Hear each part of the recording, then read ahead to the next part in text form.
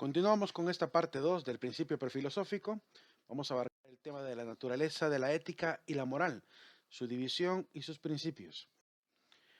¿De dónde surge la ética y de dónde surge la moral? ¿Cuál apareció primero?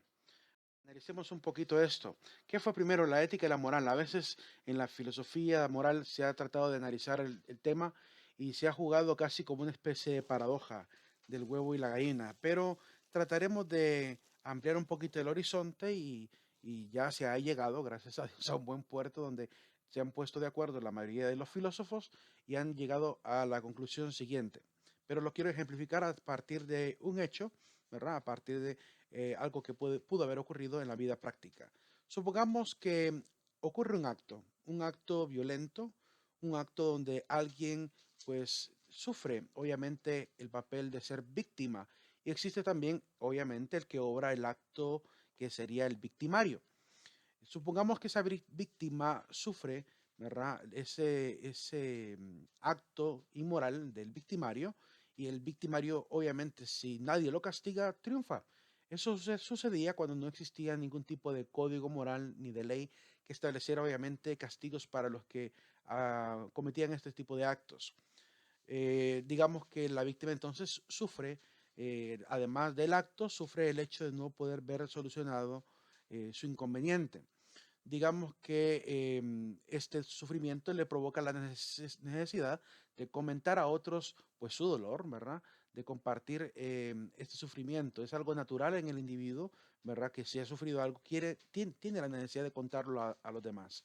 Entonces, estos otros también van a sufrir, es decir, van a ser empáticos, a apreciar obviamente el dolor de la víctima y se pondrán de su lado, ¿verdad? Y quizás consideren que hay que empezar a hacer algo. Digamos que en este caso la persona víctima no solamente sufre, digamos que muere. En este caso serían otros los que van a sentir ese mismo sufrimiento y ese sufrimiento de igual manera se compartirá a otros. Así que sea que la víctima salga casi ilesa o muera, siempre habrá esta necesidad de él o de su familiar de compartir con otros el acto inmoral que le ha provocado el sufrimiento y el dolor.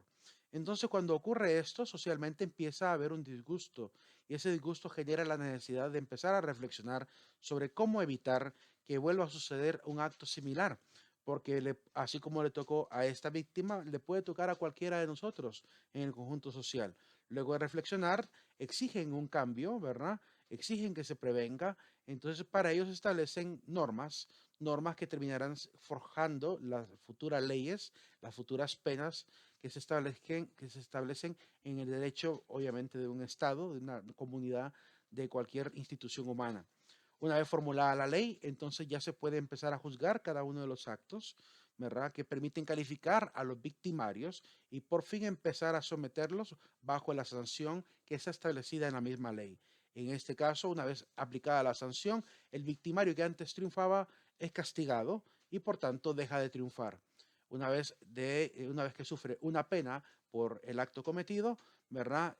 Provoca obviamente que eso dé cierta satisfacción al conjunto de la sociedad, ¿verdad? Devuelva la estabilidad social hasta que vuelva a aparecer quizá un nuevo crimen. Entonces, en este círculo de hechos y de reflexiones y de leyes, es que aparecen las dos, aparece la ética y la moral. ¿En qué preciso momento de este gráfico apareció la ética y en qué preciso momento de este gráfico apareció la moral? Dejaré que lo pienses. Mira, normalmente definimos que la ética es la reflexión de los actos morales y la moral decimos que es el conjunto de leyes. Lo vimos en el principio etimológico, por lo cual diríamos que la ética apareció en el momento en que el conjunto social, el conjunto de seres humanos, empiezan a reflexionar. Ahí aparece la ética, ¿verdad? Empieza la reflexión de los actos morales. ¿Y cuándo aparece la moral? Pues aparece cuando se empiezan a formular las leyes en convenio, en conjunto y en acuerdo. Ahí aparecerá la moral.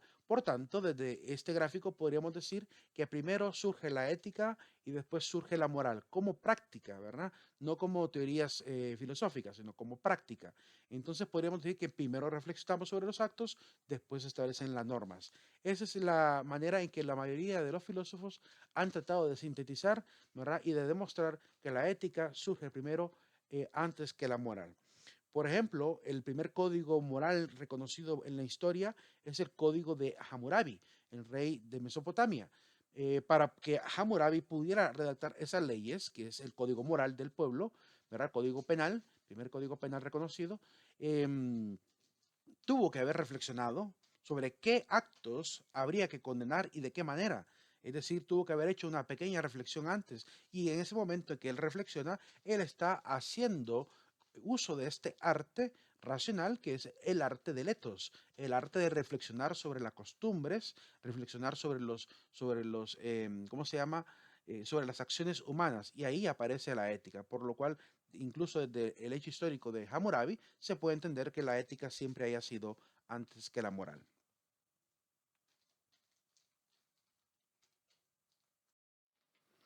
El origen de las normas morales, aún así con todo lo anterior, pues hay partidarios de la heteronomía moral que empiezan a juzgar de que la ética no aparece como un fenómeno solamente personal, sino que también tratan de analizar cuándo aparece la ética como un fenómeno social.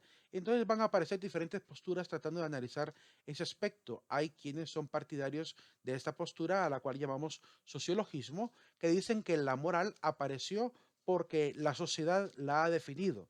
Y en este tipo de pensamiento del sociologismo aparecen dos pensadores que, como Emile Durkheim, ¿verdad? Famoso por su teoría del suicidio, donde estudia las poblaciones y determina los tipos de suicidio, y también está Auguste Comte, que es el padre del positivismo.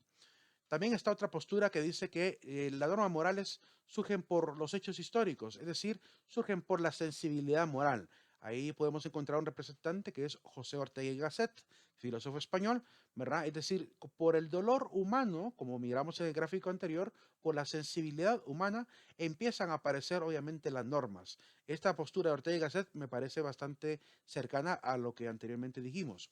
El marxismo, por otro lado, dice que no, que surge del que es más dominante en una sociedad. Así que la clase dominante es la que termina estableciendo cuáles serán las normas para dirigir al resto. Esa es la opinión de Carlos Marx y de Friedrich Engels.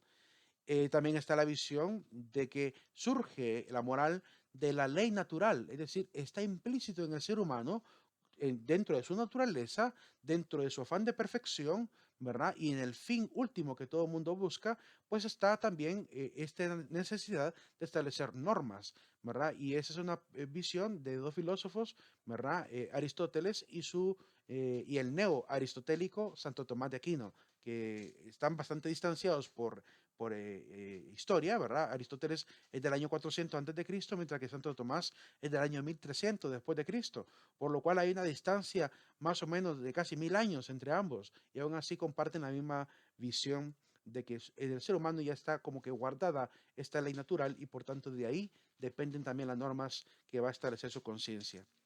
Y también está la visión teologista, ¿verdad? La del teologismo que dice que no, que fue dado por Dios, ¿verdad? De origen divino el surgimiento de las normas, como pensaba el pueblo de Israel con los 10 mandamientos. Y pues a este tipo de postura dependen todas las religiones que hoy llamamos religiones abrahámicas, la judio-cristiana, ¿verdad? La judía, la islámica, que consideran que el origen de las normas provienen de Dios, ¿verdad? A partir de sus leyes en los 10 mandamientos y la consecución de normas que el pueblo de Israel va a seguir elaborando, tratando de alguna manera de vigilar cada acto humano, ¿verdad? De tal forma que sea lo suficientemente coherente para que cumpla con estos 10 mandamientos. Más adelante miraremos hasta qué grado llegó ese cuidado del pueblo de Israel para poder entender ese comportamiento moral que había que custodiar y cuidar, obviamente, ¿verdad? Y había que vigilarlo también. Hay que tener también consideración de que hay eventos históricos, ¿verdad? Que pueden llegar a generar la sensación de que han habido sistemas morales que generaron ambigüedad moral, ¿verdad? Es un poco de contradicción, obviamente. Es contradictorio porque hemos cometido grandísimos errores, ¿verdad? Por principios políticos, morales, religiosos. Se han cometido crímenes horribles en la humanidad, ¿verdad? Y aquí pongo algunos ejemplos. El caso de la Santa Inquisición es muy señalada porque en cierta medida es una forma tenía forma de sanción bastante, para nuestro derecho internacional, bastante crueles, inhumanos, ¿verdad? El quemar a alguien en una hoguera, por ejemplo, como le sucedió a Santa Juana de Arco. Sin embargo, no caigamos tampoco en el prejuicio de creer que todos los juicios que pasaron por la Inquisición terminaron de igual forma, porque no fue así. Habría que leer las actas de la Inquisición para saber realmente cuánta gente fue condenada a la pena máxima y cuántos simplemente pasaron por multas, cárcel domiciliaria, cárcel penitenciaria. Es decir, hay muchas otras juicios que ejecutó la Inquisición, pero igual sí se cometieron algunos abusos, ¿verdad? Por el afán de cuidar la moralidad de aquel momento. También está el tema de los campos de concentración nazi, ¿verdad? Cómo llegó Hitler con el afán de levantar el pueblo y la soberanía del Imperio Germánico, ¿verdad? De restaurar la raza original aria, cómo llegó al grado de sistematizar prácticamente la exclusión social de los diferentes pueblos que estaban dentro de Alemania, ajenos a la cultura alemana, ¿verdad? Pero que ya tenían tiempo de estar viviendo ahí, descendientes de judíos, descendientes de mozárabes, ¿verdad? Y cómo sufrieron este desplazamiento sistemático por la supuesta moralidad que el líder, el Führer, Hitler, junto con su séquito de militares, llegaron a concebir como parte de la rectificación que había que hacer con Alemania, ¿verdad? Y llegaron al grado pues, de exterminio sistemático, como se sabe que ocurrió en los campos nazis. O el caso también de las guerras, ¿verdad? El tema de las guerras. ¿Qué tan ético es, por ejemplo, salir a invadir a un pueblo, ¿verdad? Solo por un atentado, como pasó con Irak, como pasó con Afganistán, ¿verdad? Que por el choque a las Torres Gemelas y este atentado, pues se lanza una guerra aún mayor y aún más destructiva, donde mueren millones de personas y supuestamente aparecen los líderes estadounidenses, pues protegiendo que es en defensa del pueblo que se hacen estas acciones, cuando realmente alguien sensato sabe muy bien que no había necesidad de expandir más allá el dolor, ¿verdad? Respecto a ello, creo que la mejor lección que se le puede dar a este tipo de culturas radicales es la de la tolerancia, la de aprender a ser sensato, ¿verdad?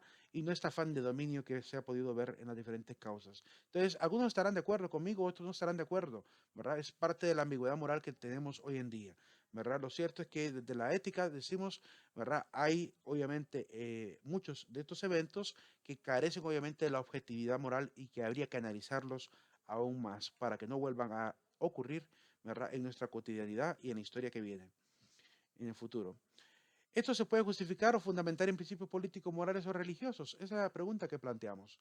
¿Será que se puede justificar el matar a alguien? ¿Se puede justificar el violentar la paz de un pueblo con estos afanes políticos, morales o religiosos? ¿Verdad? ¿Será fruto del fanatismo, fruto de la irracionalidad, fruto de la ambición, del poder, de la naturaleza misma humana? ¿Será que estamos predispuestos siempre a actuar de manera malvada? ¿Verdad? Es decir, ¿cuál de estas razones son las que originan realmente este tipo de ambigüedades morales que podemos percibir? ¿Cuál de todas ellas? ¿Qué es lo que realmente genera este tipo de comportamiento en los seres humanos? Hay muchos problemas que va a estudiar tanto la ética como la moral. Trataremos de ejemplificar la mayoría de temas que estudia la moral y la mayoría de temas que estudiaría la ética. Obviamente, la ética como disciplina filosófica abarca todas, ¿verdad? Pero la moral apunta a ciertos problemas y la ética apunta a otros problemas también. Por ejemplo, en la moral tenemos el problema del bien y del mal, ¿verdad? También en la ética se trata. ¿Qué seguimos? ¿Un relativismo moral o hay que luchar por un universalismo moral? Más adelante miraremos el tema de utilitarismo, relativismo, ¿verdad? Y determinismo. Ahí trataremos el relativismo muy ampliamente.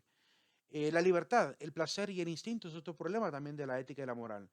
¿Tenemos que mantenernos en libertad o tenemos que mantener un control? ¿Por cuál de estos me llevo? ¿Verdad?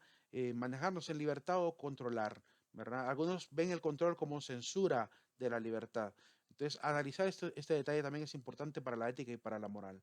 También la deontología moral. Estoy obligado a obedecer a ciertos sistemas establecidos, ¿verdad? Socialmente, pero que han llegado quizá a un extremo, ¿verdad? Usurpando obviamente la democracia, que les dio el origen y obviamente violando derechos humanos. ¿Estoy realmente obligado a obedecer? Es un tema también importante que se debe analizar, sobre todo ahorita en esta sociedad tan convulsionada por los temas políticos. La axiología y los sistemas axiomáticos, ¿verdad? Hay que establecer una jerarquía de valores.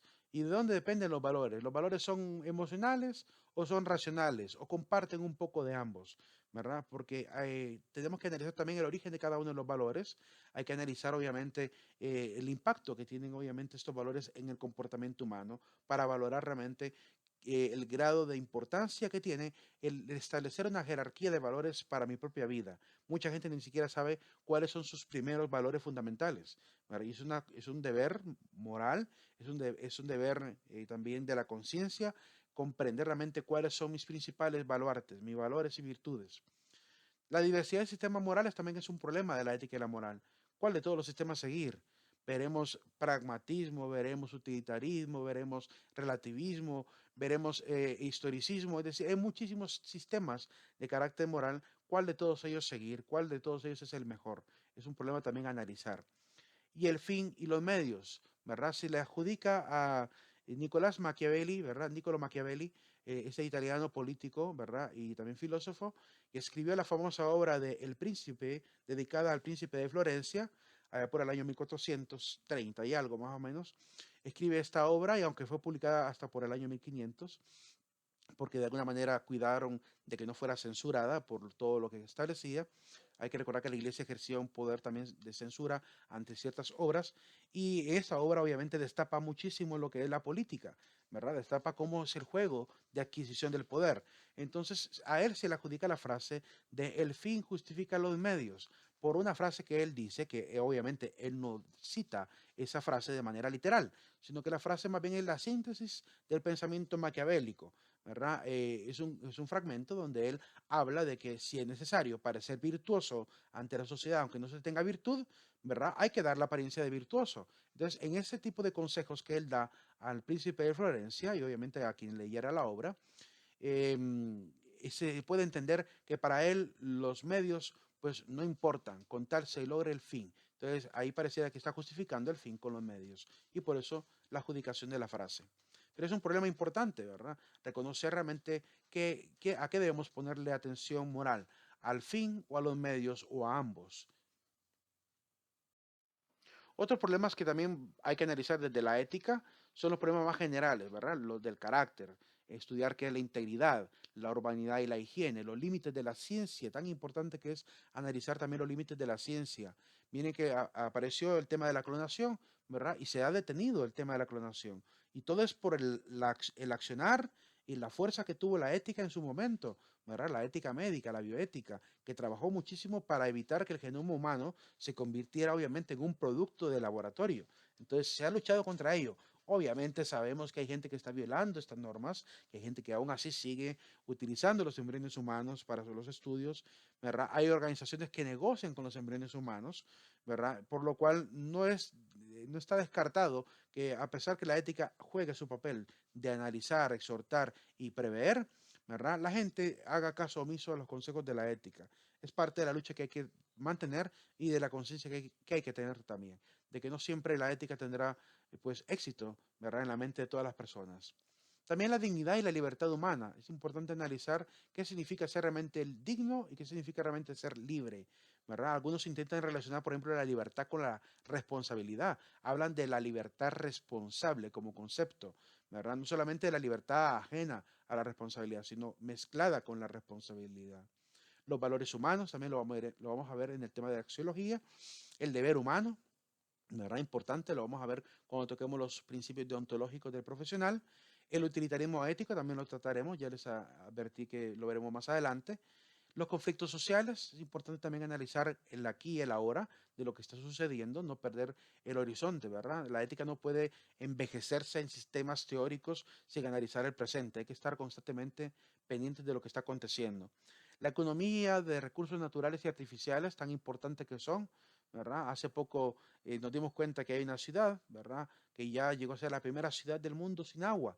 Entonces es importante y urgente tratar el tema de los recursos naturales, de cómo se están utilizando, quiénes lo están aprovechando y por qué estamos dañando tanto el medio ambiente constantemente. Entonces es importante hacer ese tipo de reflexiones y son problemas fundamentales.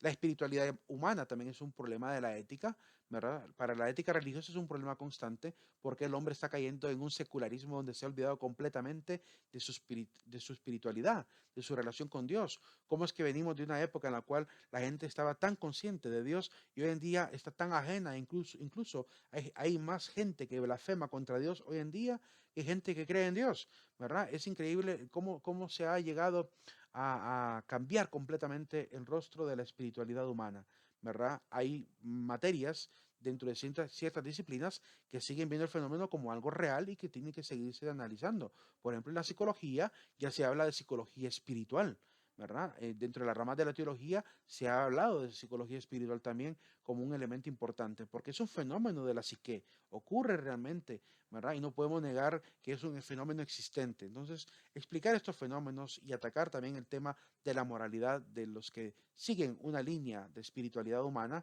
una línea de religiosidad humana, es un problema importante.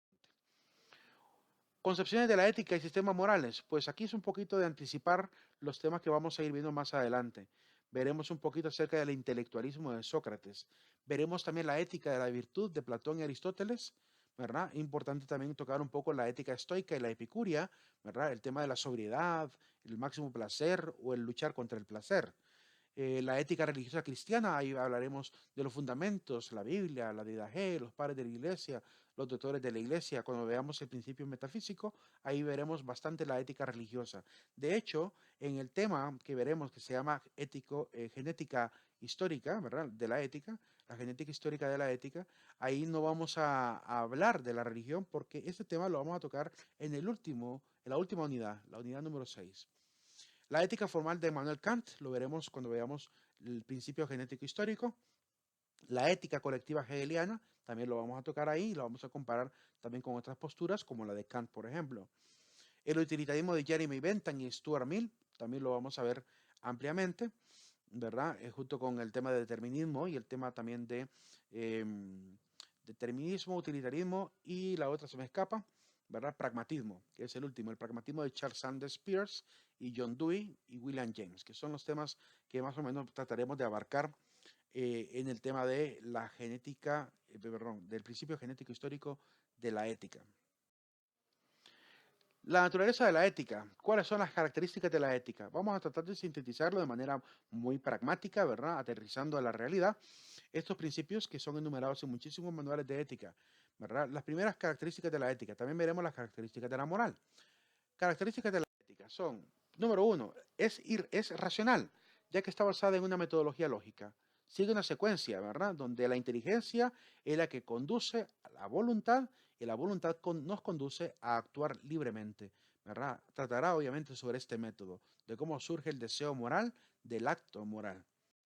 Es práctica porque es funcional. La ética tiene que ser pragmática, ¿verdad? Debe atacar la praxis, debe ir a lo empírico. Es decir, no solamente quedarse en las teorías por simplemente revisarlas y memorizar quizá. No, tiene que de alguna manera transformar también nuestra conciencia de la realidad y de cómo debe ser nuestro actuar, nuestra conducta en la cotidianidad. Con la práctica entender también que la ética se va construyendo, ¿verdad? La ética va creciendo poco a poco, va ampliando su horizonte, se va volviendo cada vez más experta en diferentes áreas, sobre todo atacando los problemas más nuevos. La ética es normativa, porque obviamente establece un carácter por medio de normas y de leyes personales. Qué bueno sería que al finalizar esta asignatura, ¿verdad? Ya hayamos sentido en nuestro interior esa necesidad de sentir y decir en el futuro, yo soy ético, he vivido mi vida con ética y por tanto me siento como un héroe moral, un héroe de la ética, ¿verdad? Porque he logrado comprometer mi ser a ser un verdadero profesional, responsable y consciente de mis decisiones, ¿verdad? Y consciente también de mi función social.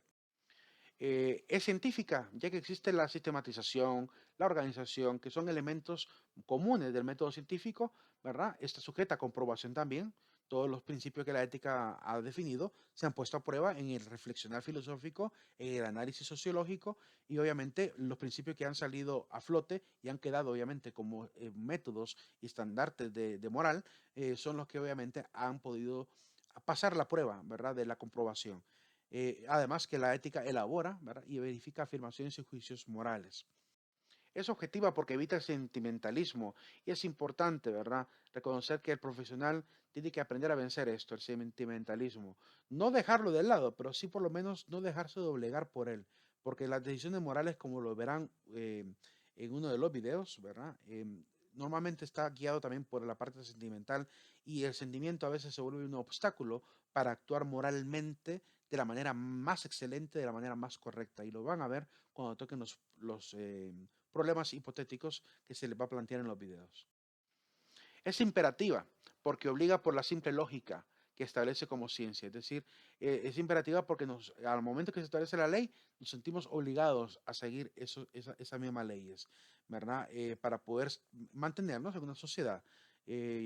La ética dice lo siguiente, si alguien no está de acuerdo con la normativa social que establece un conjunto humano, pues todavía queda la libertad humana de emigrar, ¿verdad? De salir de esta sociedad en la cual hay normas establecidas, pero donde hay normativas para poder vivir coherentemente en armonía, ¿verdad? Sin dañar a los demás, pues hay que cumplir el principio de aquel refrán muy famoso que dice, a donde fueres, haz lo que vieres. Es decir, aprender a actuar conforme a las leyes que establecen los pueblos. Naturaleza de la moral. ¿Cuáles son las características de la moral? La moral es global. Se supone que la moral tendría que ser global, es decir, universal. De tal manera que la moral que haya en China sea la moral que haya en Estados Unidos, la moral que haya no sé, en Numidia, la moral que haya en Ecuador. Es decir, que donde sea que estemos, la moral tendría que tener los mismos principios, ¿verdad? ¿Cuál es el problema? Que por la ambigüedad y el relativismo moral que tenemos hoy en día, tenemos lugares donde el aborto, por ejemplo, está proscrito y en el otro lugar donde el aborto, por ejemplo, está permitido, ¿verdad? En uno se considera una oportunidad para la mujer, en otro se considera un delito de la mujer. Entonces, esa es una gran ambigüedad moral. El hecho de no poder colocarnos de acuerdo en una sola moralidad, una sola definición de lo bueno y de lo malo, pues dice mucho acerca de cómo estamos extraviados a nivel de la cultura global humana, ¿verdad? Es necesario empezar a seguir estableciendo estos tipos de principios universales. Entonces, confiamos que la ética hace su trabajo y de alguna manera nos está haciendo entender poco a poco a través de los diversos pues, documentos que hablan con moralidad de que es necesario establecer un orden global, ¿verdad? De normativas morales globales que afecte a cada una de las naciones para que no, para que luchemos contra la desigualdad, para que luchemos también contra las explotaciones y abusos de autoridad que se cometen en algunos pueblos todavía en pleno siglo XXI. Se supone que la moral es inflexible, es decir, no debería de estar cambiando cada rato. ¿Cómo es posible que si algo se definió como malo en un tiempo, pase después a ser considerado bueno? ¿Verdad? Si yo mato a alguien y eso se define socialmente como malo, es absurdo que la misma sociedad que definió eso como malo, tiempo después, por cuestión de tiempo y cuestión de presión social, quiera cambiar ese principio normativo, ¿verdad? Dándole un valor distinto al acto humano, ¿verdad? Porque en cada ocasión que se coloca una calificación moral a un acto, se hace obviamente fundamentado en normativas aparentemente o esperamos que sea siempre mediante normativas objetivas, por lo cual la calificación inicial que se le dio a un acto es objetiva, no puede cambiarse subjetivamente entonces por una visión quizá fundamentada en ideologías prácticamente obsoletas o pseudocientíficas, ¿verdad? Entonces es un problema muy importante y que se está viendo hoy en día mucho. Lo vamos a analizar cuando veamos el tema del relativismo. ¿Es valorativa la moral? Sí, porque cada norma está en función de un valor, ¿verdad? El no matar está en función del valor de la vida. El no robar está en función de la propiedad privada, ¿verdad? El no explotar a otro, el no maltratar a otro está en función del valor de la libertad. Entonces, cada una de las normas que se establecen, obviamente van en función de un valor que se pretende socialmente mantener. Y no podemos olvidar que ese es el objetivo, ¿verdad? Es objetiva la moral porque se basa en consideraciones imparciales. Se supone que la moralidad se plantea de esta manera, tratando de ser equitativo, ¿verdad? Sin dejar de ser igualitario, porque también es importante cuidar ambas cosas. Más adelante miraremos la diferencia entre equidad e igualdad. Y es importante no perder ese horizonte, ¿verdad? La objetividad siempre debe ser el principio fundamental para poder ser alguien moral y alguien recto.